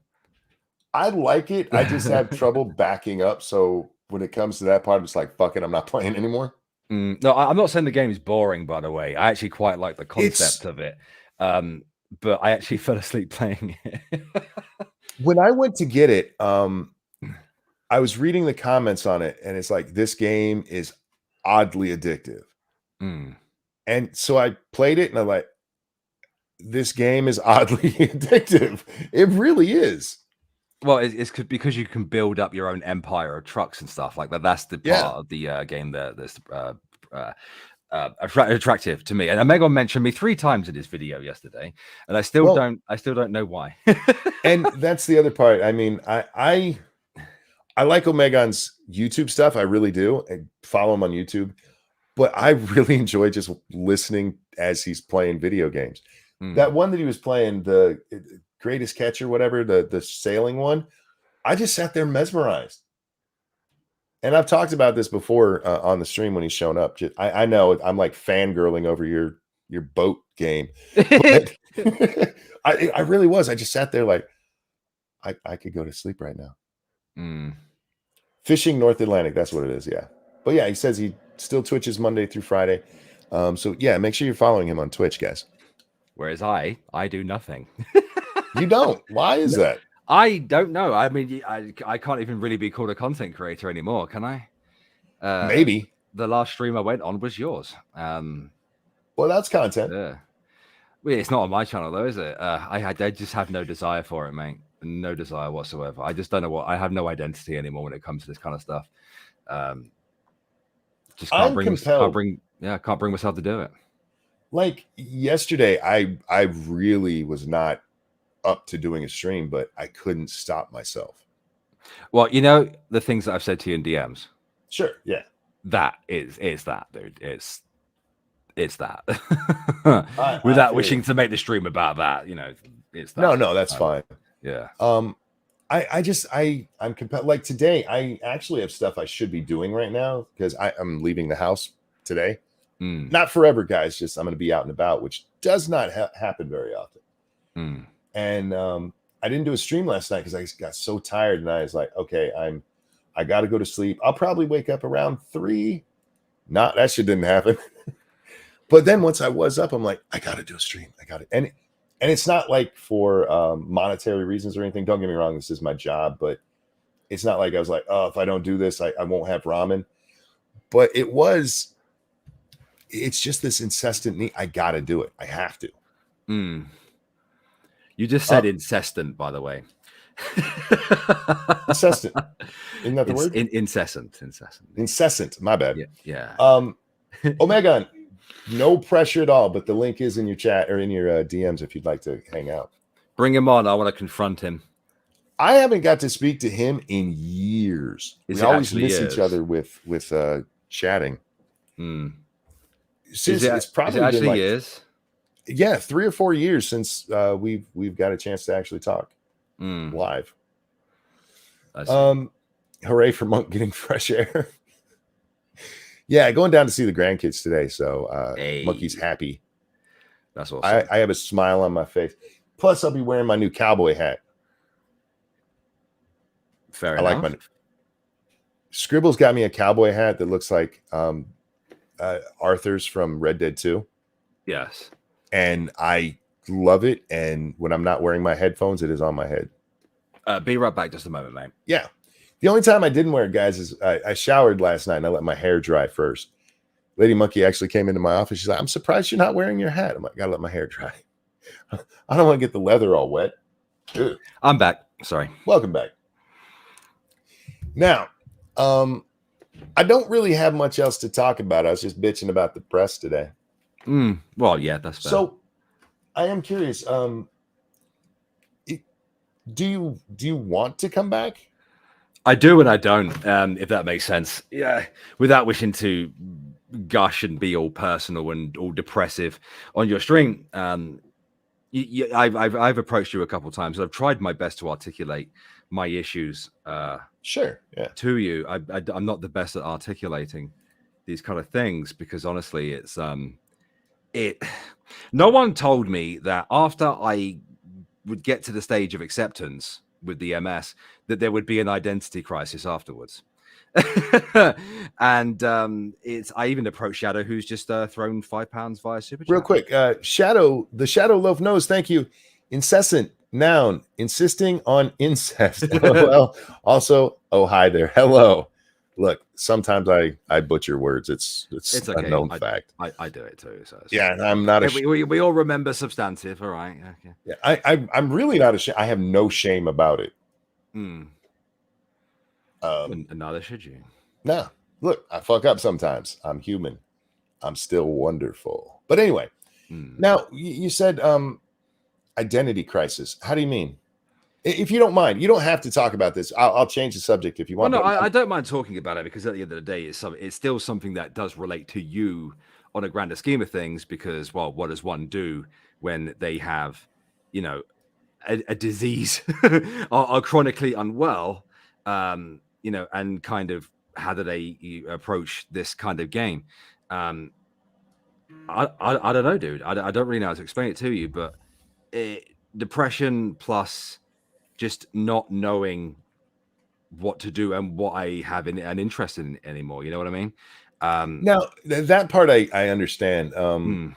Because mine has always been leaning political, because I really like talking about that stuff. So I've never had to deal with that. Yeah. But I do understand I know creators who this happened to, where they start off in one area, and when they change, it just never actually takes form, because they don't know where they want to even be. Yeah, I mean, as you know, I've changed content a few times. I was Sure. very political for 3 years, and then I kind of did the kind of React type stuff, but threw in the docu-style, and then kind of stuck to the docu-style stuff. And I really pinned myself to the docu-style content. It's a type of content that I love doing. Holy shit. And I want to point this out to the audience real quick. When there's a change like this, I know there's a lot of people out there who we can honestly say we're grifting, but it's not that people didn't care about the content. It's that they cared about it at the time, but then interests change. Some people get really burned out, especially doing politics. It's not easy. Yeah, I just found myself less political. I don't know. I don't really know why that kind of fire died in me, considering how utterly aggressive I used to be when it came to politics. For those who used to follow the old IRA Bear Twitter and used to be subscribed to me, you know damn well how aggressive I used to be. I used to fight with people on a daily basis, all day, every day, then make videos about fighting. Yeah, and then I kind of got within the drama sphere of YouTube, and then I was fighting them all the time. Now I just don't give a shit. Have you thought about just fighting? Well, that's the thing. I don't want to fight anymore. Yeah. That's the thing. I don't have a fire. I'm not interested in anything. Like, I keep sitting there thinking to myself, should I go back to doing politics? And I look at politics and I think, no, I don't. No, it's bullshit. Like, all of it's dog shit. It's just same old bullshit going. And then I look at the drama stuff, and all right, yeah, I still tweet about it from time to time. And if I do stream, I might touch on it, but I don't fucking care. I look at the different types of content that I know that I'm capable of making.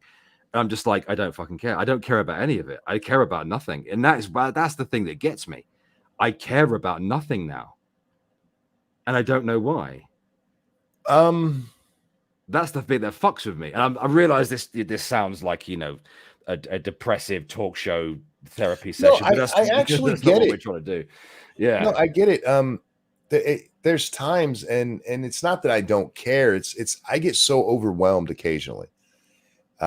Where we've just been talking about the same shit, like the trans thing right now. That is such a huge argument over here, and we've talked about it so many times. When a story comes up, it's like I just know. And so luckily on this show, I talk about fucking everything, and the audience is used to it. So if I decide to just talk about movies for a day, or talk about my thoughts on life for a day, it's expected. But I always go back, because I am passionate about the political. I just got to give myself a break from it from time to time. but I've never got to the point where it's like I don't want to go back to that. If somebody go, what do you want to accomplish with your YouTube channel? Like, well, I want to be bigger than PewDiePie. No, that's the thing. I don't have any. That I realized that I sound like a petulant fucking child, and I completely agree with anyone who thinks that. I don't think you sound like that. I think you sound like somebody who wants to do something and just don't know what. And that's the thing, not Monkey. uncommon.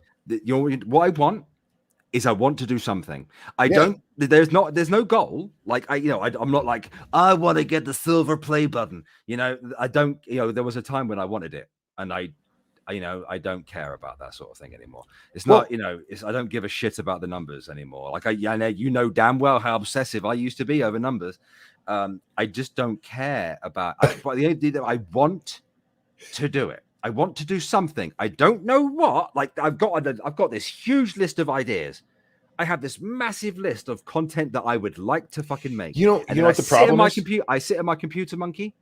And I just go, yeah, I'm going to play a video game instead. I'm going to tell you the problem here in a second, but Ori points out, just the other day I was talking about nipple licking dogs because my dog came in. Well, we're watching my daughter's dog came into my room and licked my nipple. It was a weird experience.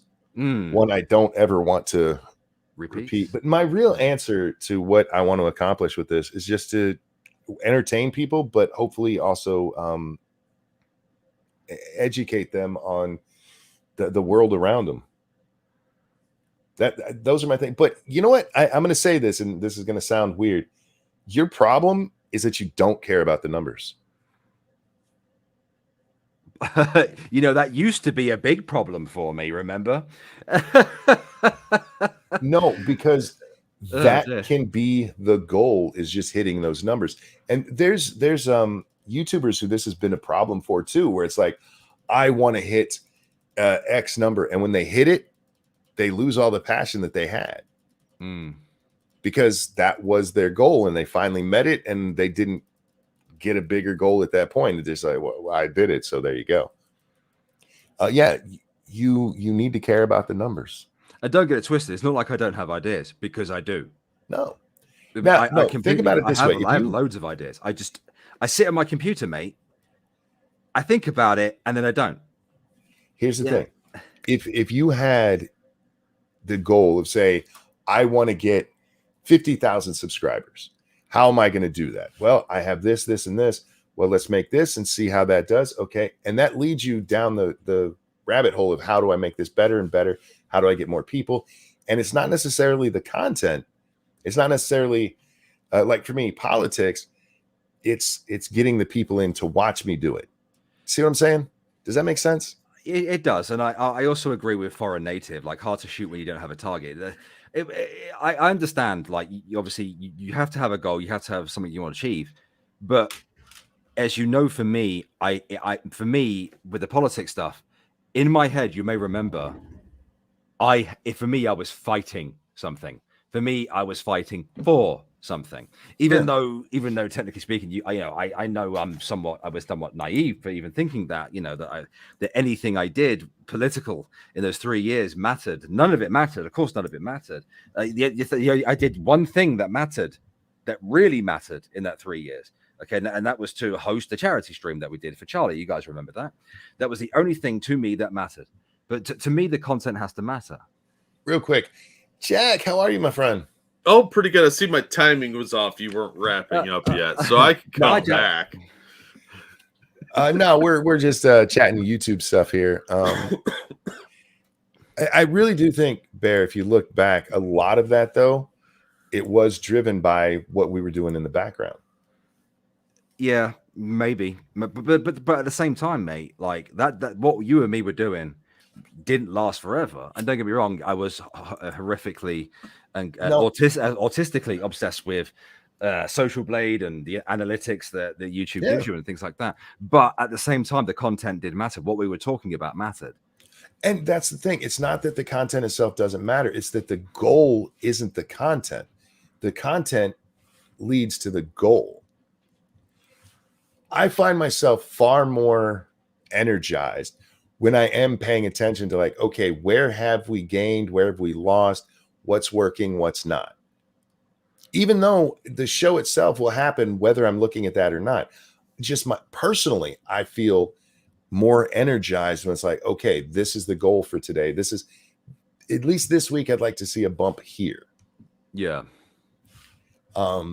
Whereas for me, the bar is set so low that I set to myself, today I'd like to do something. Fucking anything. And of course I fail every single day, and I have done for months on end now. And honestly, I can't tell you why. And I've done my best to try and read up on it and try to understand it. With the MS and stuff, once I accepted it and realized that this is my reality for the rest of my life now, I will be in pain every day, all day for the rest of my life. I will experience from time to time my own body fucking its own sleeping pattern out of itself, like it did to me yesterday, for the rest of my life, right? I'll experience all of these wonderful, fun symptoms, and I may, even go downhill, and it may even evolve into secondary progressive. I have accepted those things, but has that made me subconsciously blackpilled towards my own positivity and outreach and something to do other than just sitting down and playing fucking video games? You know what I mean? Well, real quick, I'm now curious, how many subs did you get with the dog licking nipples? Never thought I'd type that sentence. Yeah, look, it's a weird show around here, all right? Why not stream the video games at least? Because I just don't care. Like, to me, the video games are my time. That's not for me to share with other people. Fair enough. Yeah, and that's fine. Like, I used to do it. I had fun doing it, but I just don't want to do it. Like that, I have a list of things that I would like to do, and that is not on my list. Fair enough. I mean, maybe, yeah, you are just done. I keep thinking that. I've been thinking that for over a year now. Maybe I am just done. That's quitter talk. I know, but that's the thing. You know what? Like, for once, you're actually right. Maybe I am, and I'm not sitting here like trying to gain ideas or draw inspiration, and I'm saying this so that you guys say no. Bear, don't leave. I'm not doing that. I have felt like that for like a fucking year, and I don't understand why, because I wake up every day wanting to do it, and then by the time I get to my computer, I'm just like, no. You know what I mean? It's bizarre to me. Canada's mailing him a maid brochure. Yeah, be careful. Don't go to Canada talking like that. They'll just kill you. Oh. No, I suppose it's different for everybody for why they get into YouTube. I mean, like, I doubt, Jack, did you ever expect like hundreds of thousands of people watching your laundry? Fuck no. It's just something to do. And if you get into it and it's just your hobby and you don't, it's not really about numbers or anything. But I remember back then, man, and being numbers driven. If you were to get back into it, I really think that's what it should be. Whatever topic you choose, whether it's politics or drama or documentaries or whatever, the goal should not be to make this video. The goal should be to make this video to get more people watching. And if you did it that way, the passion would be back. Because even back then, I mean, you don't remember how depressed I used to get and how angry I used to get about it back then? You used to get depressed and angry because you'd read the comments and tell you to stop doing that shit. Yeah, I know. Yeah. You can't take the comments with any degree of seriousness. I can't help but fight people. You know that. Like, fighting people is, although I don't do it anymore, mind you. I don't really get into fights anymore. But like, I like fighting. I love fighting. Yeah. But you take the comments a little too personally. I will agree, and I understand why people. There's lots of people online who do this, man. Where somebody says something negative, why are you so mean to me? And that's not how he was exactly, guys. But you see, no, I didn't used to get upset. I used to get angry. Yeah, there is a difference. Like, I'd look at these motherfuckers and I'd be like, "Oh, you want some then?" Like, and I'd be like, "Game on, motherfucker!" And then I'd fight with people. It wasn't the case I'd get sad about it. I'd get mad about it. It's the numbers that would make me fucking sad. Jesus Christ. Eagle says, Alex was a comment reader. Tisk tisk. I read the comments. And look, there's some times where it's like, oh, I should respond to this. And it's like, nope, I'm going to walk away. Because on YouTube, I tend not to, unless there's something egregious that is said, I tend not to even respond to it. I respond to the people who say nice things. The others, it's not, your opinion is fine and all, but if you're just coming on to tell me I'm an asshole, I have plenty of people in my life who tell me that. I don't need you. Yeah, I have parents, so I don't. I'm like Batman. Why would you bring that shit up? For that exact reason. That's fucked up. Cheap shot. People call me a Nazi, and you know it gives me an erection. Go ahead, Jack. Thank you, Stig Helmer, for the very generous donation, who says, Happy New Year. Happy New Year to you, too, and thank you for that. Yeah, thank you for the support today, dude. That's awesome. Oh, yeah, real quick, I have a donation. Thank you very much, Chaos One. I hope you're well, sir. It's been a second. Tell Monkey how much you love nuggies. I eat nuggies to calm me down. Also, your Shani series may have been a source of some New Year's resolutions. You do good things. I'd pay to hear you talk about British folk horror stories. Thank you very much. There is one thing that keeps repeating in my head and has not stopped repeating in my head for a good fucking year now, actually. And I will be happy to talk about it here with content wise. I have this unnatural attraction to horror things. There's nothing specific. Like, there's nothing specific there. Like, I love my SCPs, as you know. I love my horror movies, as you know, and like I from time to time find myself binging huge amounts of horror trivia and things like that. I have been deeply considering kind of going down that route. What type of content specifically? I have a list, but nothing particular. When it comes to that type of stuff, I think it would suit me. I'm just very unsure of everything. Well, look, my advice is the same I give everybody: jump in and see what happens. That's the thing. I don't know where to fucking start with it. Real quick, I want to address Nikki here, who says, I disagree. The goal shouldn't be based on gaining others' approval by getting them to watch. It should be done for oneself. The goal should be making something you are proud of despite others' opinion. If you don't care about your success, yeah, that's fine. Or income. Or income, yeah. I understand what you're saying, and I understand that. And look, one of the things that does hold me back, like on Twitch, is that I play games for myself. I play the games that I'm enjoying at the time, whether or not they're popular. You could get much more popular if you jump on the latest games and go play those. And it shows. It absolutely shows in the subscriptions over there. Here, fuck you, Necro. Yeah. Oh, okay.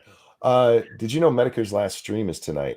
Is it really? Is it? I know. I mean, this is his last stream, the one he's doing for December. He's gonna go off and die. I mean, I don't mean to put it that way. Is he actually walking away for real this time? Supposedly he's walking away, man. He can't do it anymore. He said he might do, a couple in the coming year, but that got scaled back to, as far as I know, tonight. Last one. Fucking hell. End of an era. Yeah. He's quitting. His health problems have gotten just too bad, and doctors don't seem to be helping him at all. So, man, he's a legend. The trickster god. Yeah, there's no one else like him. I ain't never seen someone do what he does and get the response that he does.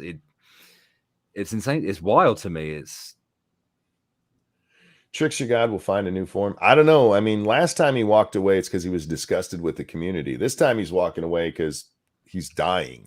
Those are two different things. He doesn't die. He metamorphosizes. He'll come. Yeah, well, that means squad doesn't die. They just simply multiply.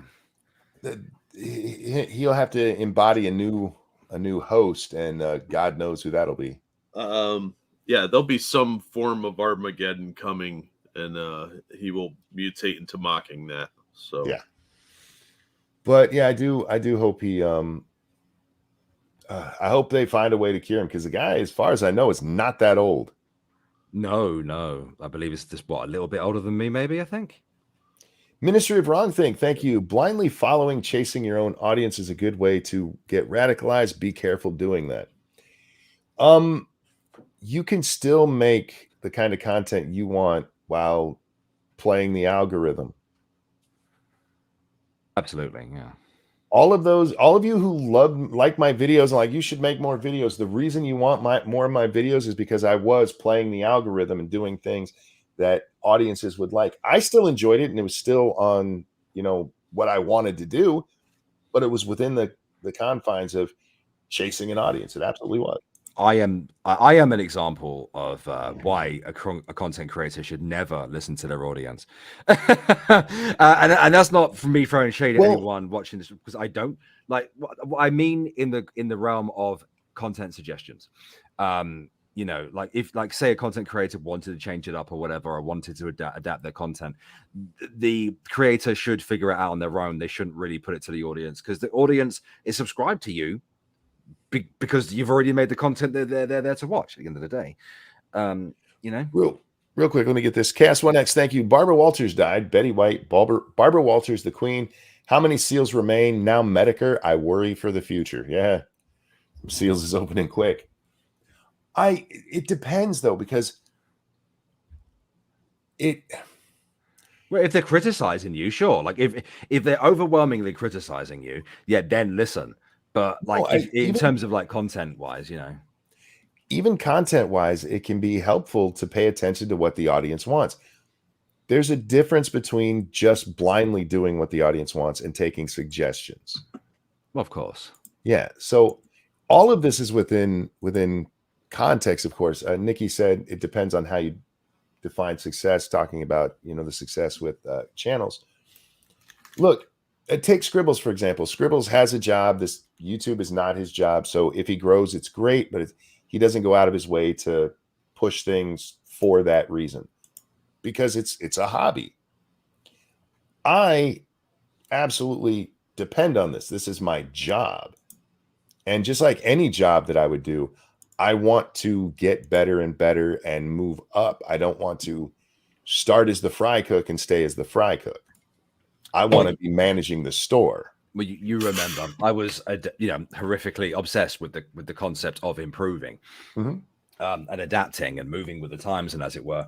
And the only thing I ever felt like I ever improved on was the docu style content. Shadow Loaf, says, although if you do, wait, I'm reading the right one, right? Yeah. Although if you do something you're proud and passionate about, the audience will come eventually. Maybe not as huge as current thing, but it will be something. Not necessarily. For every YouTuber you know of, there's 1,000 that will never get more than 10 people watching them, no matter how passionate they are about it. I took advice from one of my viewers, and that's why I started doing full cycle laundry videos. Just excerpts, and it worked out really well. And now I have several videos that have well over 20,000 views on them of just my laundry. It's exciting shit. Let me tell you, it's riveting. Yeah, if I ever come back, then I'm coming back like fucking hard. You know what I mean? Like, if I ever came back, I'd come back, or autistically hard. Random says, I wish I could get 10 people watching my streams. Yeah, I mean, for a lot of people, it doesn't matter how passionate or how well you do your stream. I mean, there's just so many streamers out there. Well, just content creators in general. There's just so many. Oh, Alex, check your slabs. I need to check slabs again. Thank you again, Chaos One. Check out the game series Mothership. It's a 50s to 70s themed sci-fi horror.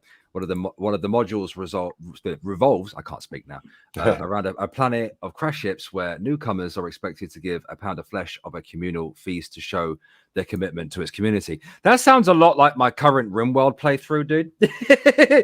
Thank you. I will.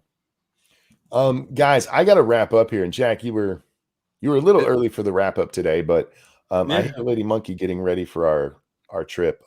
My apologies, Monkey, for giving you pre-celebration depression. No, I'm still in a good mood. I honestly. Hi. Hello. I heard you saying. I hear Lady Monkey getting ready for the trip. Lady Monkey is ready for the trip. See, hey. I told you guys. Hi, Lady Monkey. Not ready, but to go. Alex said hi. That's not Alex. Hello, Bear and Jack. Hello. And that's Cooper. That's Cooper. Happy New Year. Keep him away from my nipples. You licked my chest earlier and missed the nipple. Thank God. Oh, I was like, what You're a good boy. What's the matter? Why are you looking all sad? Because you missed your nipple. Me out of the Here. room. Speak. Good boy. Big Nipple. speak. That was a Nipple. whisper. Oh, Do you want a big big one? speak. Speak. Nip. Down. Oh Get my off the God, you're grandpa, so get off heavy. the grandpa. Okay, now speak. Speak. Sit. Good There, boy. that was a big speak. That a was big dog speak. for nipple. He's a big scary boy. Yeah, he's like, give me them boobies. Get down. Yeah. Get down. Oh. God, he needs his nails cut. Yeah, he does. Oh my That's why God. he's wanting to do that. Ladies and gentlemen, I do need to wrap up here. Everybody's saying hi and Happy New Year. Hello. Oh yes, Happy New Year. Oh, that is tonight, huh? Happy New Year. Cast one, thank you. Dog can't hold his liquor. No, he can't. No, he can't. Oh, All right, guys, thanks for coming by. Thank you so much for the donations. You guys are so very generous to us. Thank you. Bear, anything you want to chill out? Subscribe to Ranting Monkeys YouTube and Twitch. Go and subscribe to Jack on all of his socials as well. Go watch those guys. I may return in the new year. We shall see. Jack, anything you want to chill? Nah, I got nothing. You hush. We'll be going in a minute. Go. yeah. Oh yeah. Woof, woof, woof, woof. Ladies and gentlemen, thank you so much for watching. Bear, Jack, a pleasure as always, gentlemen. Always glad to be here. No, thank you, sir. Tell him bye. Say bye. Everybody, I am planning on being live for New Year. When that'll be, stop by and see. So we'll see y'all later. Take care of yourselves, and bye. Bye. Bye, everybody. In the new year, I resolved to sing about my dick more.